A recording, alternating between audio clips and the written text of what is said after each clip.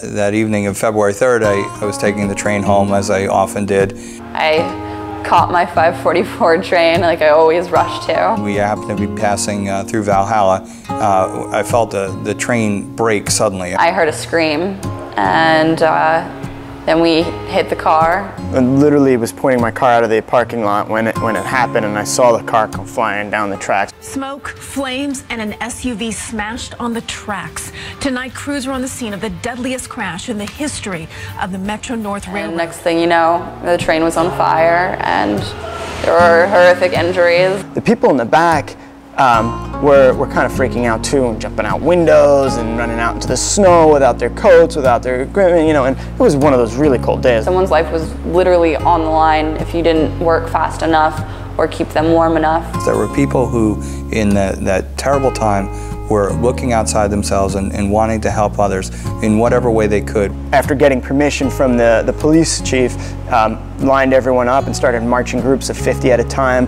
back to the gym, into a place warm and safe. I went to where the calls were coming from. It turned out to be in the graveyard. It was great to be able to administer first aid to people with broken bones. Two passengers who had jumped off the front car, jumped back on in the face of the burning wreckage and pull somebody else off who had a double leg amputation from the collision. I was able to help package him up and send him off into the ambulance. He was one of the first people to leave the scene.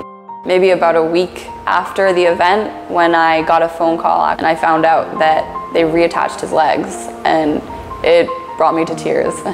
It actually gets me emotional to think about the fact that I was probably walking on the platform next to some of those individuals who passed away that night. I don't consider myself a hero. I'm lucky that I have training that kicked into gear, and I was able to use that to benefit other people. As much of a tragedy as this was, there is a certain sense of pride in my team that these people, these part of the Cliss family, were so willing to step up in the face of this kind of incident. I think the biggest lesson is to have training so that you can be prepared for situations like that.